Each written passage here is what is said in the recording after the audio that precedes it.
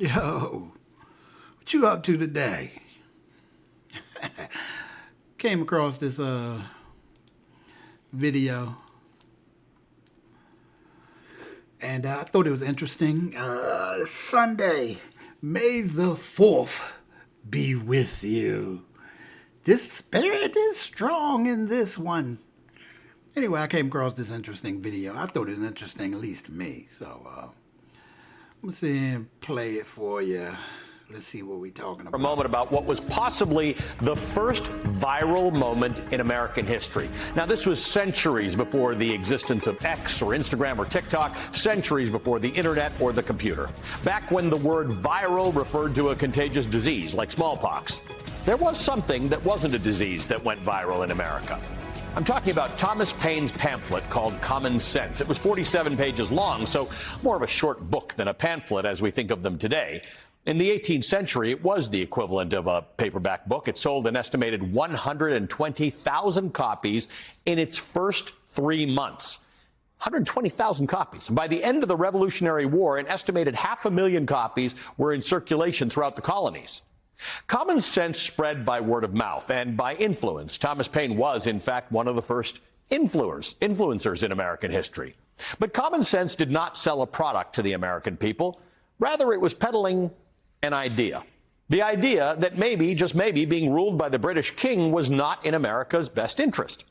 This was a radical idea at a precarious time. In January of 1776, most American colonists pined for the prospect of breaking free from British rule, but independence itself was unthinkable at the time.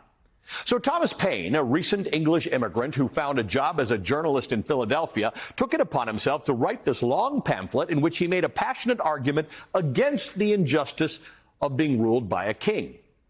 This was literally revolutionary because the government of the American colonies was Great Britain. And in his radical condemnation of monarchy, Paine was definitely spreading ideas that were contrary to the priorities of that government, namely its elimination. Now, if that is not dissent in its highest form, I don't know what is. Thomas Paine's Common Sense shifted American sentiment toward independence. He was neither the first nor the only American colonist to object to British rule, but his act of articulate and forceful dissent helped to jumpstart the revolution and the birth of America. Dissent, literally a difference of opinion, is fully baked into the foundations of this great nation. This country was founded as a protest against British tyranny. Political dissent led to the open rebellion that created the United States. And because of that, dissent is not only recognized in America, it is cherished. American democracy as we know it and as we try to hold on to it would not exist without dissent and the protest in which dissent, an idea, manifests into action. When my hair started thinning, I didn't want to hear the wisecracks. I was ignoring my hair because I was a full-time working mother, but luckily I found. Yeah, I myself, I wish I could, I'm trying to get better. I wish I could speak the way they're speaking, but I'm trying to get there. I'm trying to do my thing. But yeah, common sense. I mean, what's going on with this? I mean, what's you know what? That's one of the reasons why, and I don't want to get on here and sound like I'm being Mr. Preachy, but I think that's one of the reasons why Donald Trump won. I mean, probably one of many, but common sense, just tell the truth. That's what the Democratic Party, that's what people that want to vote for blue, just tell us the truth. You can't make it seem like we stupid, but then you want us to vote for you. You gotta tell the truth. Common sense. A boy is a boy. A girl is a girl. Just say, but you can have a certain way you feel. You may not feel like that's the body you want to be in. But biologically, you're a boy, you're a boy. You're a girl, you're a girl. Just common sense will help bring us back as a party. Without, like I say, it's so crazy that when people talk about it, you almost have to come off as if you're preaching, because it's like, how are you trying to tell somebody what's that 1 + 1 is not 2? It just, it behooves you to understand that what some of the people try to tell you. And I think that's one of the things that just make us go like, okay, wow. You know what I'm saying? So it's like, help me help you. But yeah, I thought this is kind of interesting. So.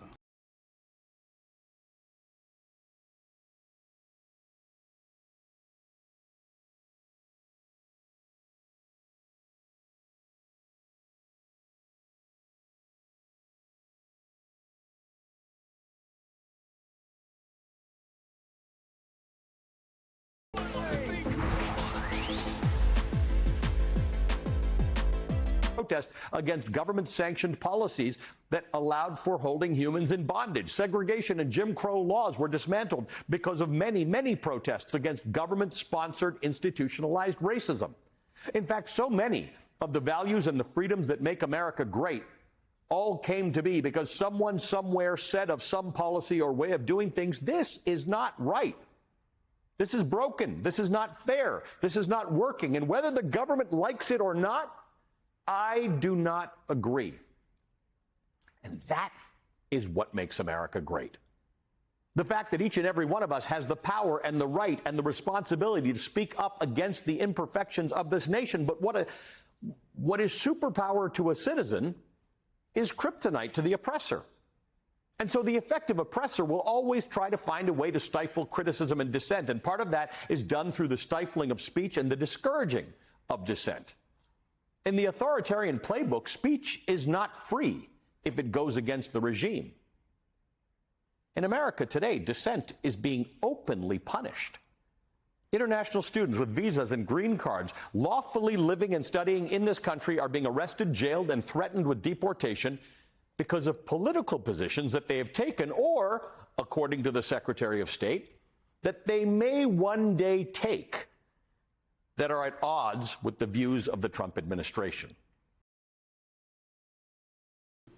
Now, I do disagree with that, and I know we are United States, but, and yes, we are United States, so I guess we should just, be worrying about United States. But I'm going to tell you the truth. In other countries, they do the same thing. If you talk or say anything against their president, they will deport you quick. I've seen a couple of people, Japanese people, that have been deported from Thailand for speaking up against rights and deplorable situations. So, United States is not the only place that does it. But, again, we're United States, so we're supposed to be better than everyone else. We're supposed to stand on top of the mountain and be an example for everyone. But I don't know.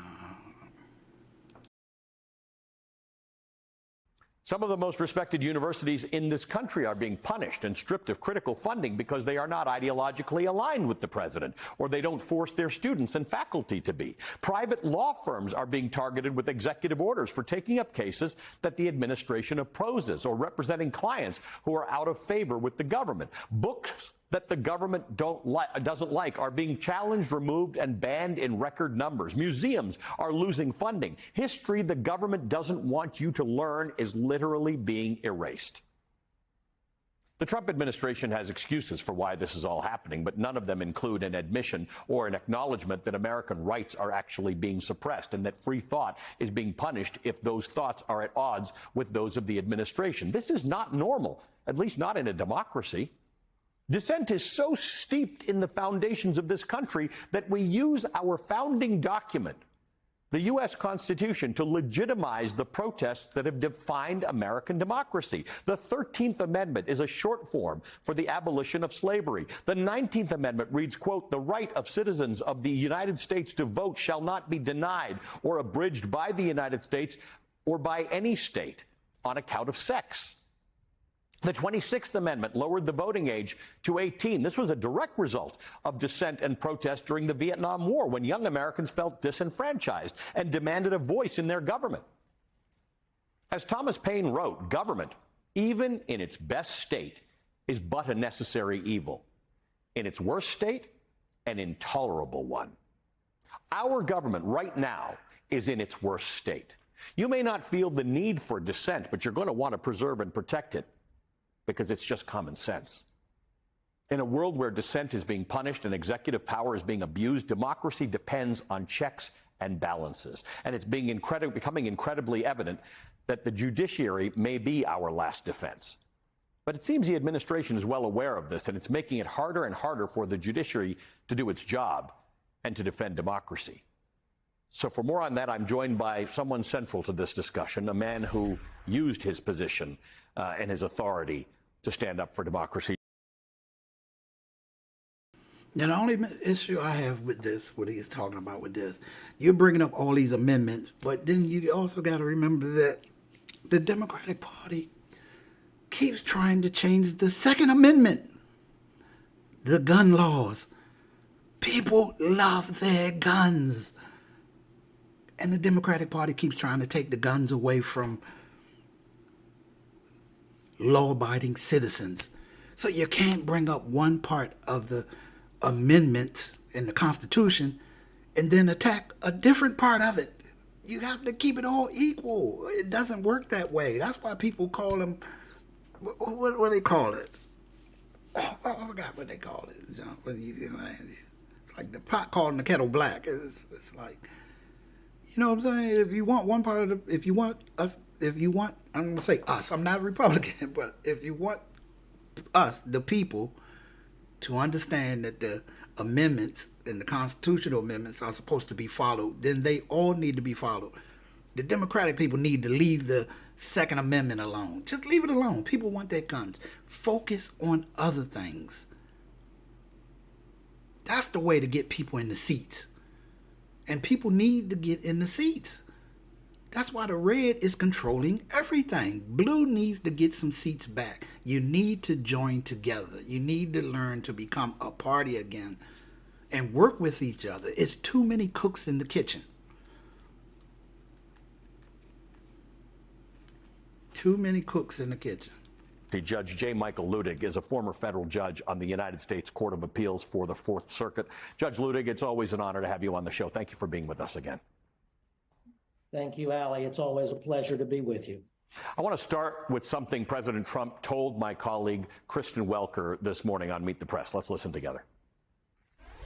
Your Secretary of State says everyone who's here, citizens and non-citizens, deserve due process. Do you agree, Mr. President? I don't know. I'm not a lawyer. I don't know. Well, the Fifth Amendment says I don't know. as much. It might say that, but if you're talking about that, then we'd have to have 1 million or 2 million or 3 million trials. We have thousands of people that are some murderers and some drug dealers and some of the worst people on earth. Some of the worst, most dangerous people on earth. And I was elected to get them the hell out of here, and the courts are holding me from doing it. But even given those numbers that you're talking about, don't you need to uphold the Constitution of the United States as president? I don't know. I have to respond by saying again, I have brilliant lawyers that work for me, and they are going to obviously follow what the Supreme Court said. What you said is not what I heard the Supreme Court said. They have a different interpretation. Judge, that is some mind-boggling stuff. The answer to a simple question, do you have to uphold the Constitution? The answer was, I don't know. Correct, Ali. And I'm just hearing that interview right this moment. The temptation will be to dismiss that statement by the president as just one more gaffe, if you will. But I'm quite confident that it's not a gaffe at all, and it is instead a considered statement by the President of the United States, even if jarring and even if awkwardly formulated, for this reason. There has long been a strain of constitutional conservatism that believes that the Constitution is what the Constitution says, and it is not what the Supreme Court says the Constitution says. There's no question in my mind that the President of the United States and his Vice President are of that school of constitutional denialism, if you will. We have already seen the statements to this effect by both the President, including today, and the Vice President formerly. Remember, it was months ago now that the Vice President provocatively teased the idea that the Constitution is not what the Supreme Court says, but rather what the Constitution itself says, all but saying explicitly that he and the President do not believe that the Constitution is what the Supreme Court says. I'm sure that the White House will scramble to walk back the President's statement today. I would frankly like to see the President stand his ground and articulate even more clearly and forcefully what he actually believes. And that is what I said.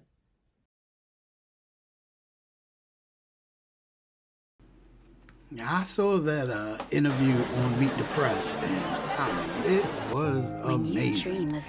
I'm not gonna lie, it was a great job on Meet the Press. But yeah, I came across this, and I just thought it was interesting, and you know, I was just putting it on here, like I say, you can't have one side talking about the Constitution, then the other side talking about the Constitution, not controlling the Constitution. I mean, you can't do either or.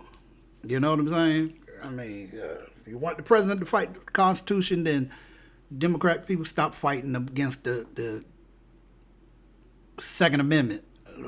You know what I'm saying? I mean, like I say, if you want one person to follow the amendments, you need the other people to follow the amendments. You can't have either or, you know. So that was a video I saw on MSNBC. I thought it was a great story, and I was just sharing it. And yeah, hey, believe me, I know. I'm going to try to get better. I know. I'm trying to learn to switch over and do the transitions a little smoother. I'm gonna get there. I'm gonna keep working on it. Okay. I'm putting some effort into this. All right. I appreciate.